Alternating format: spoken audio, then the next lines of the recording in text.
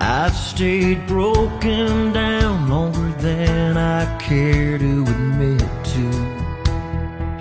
I told myself never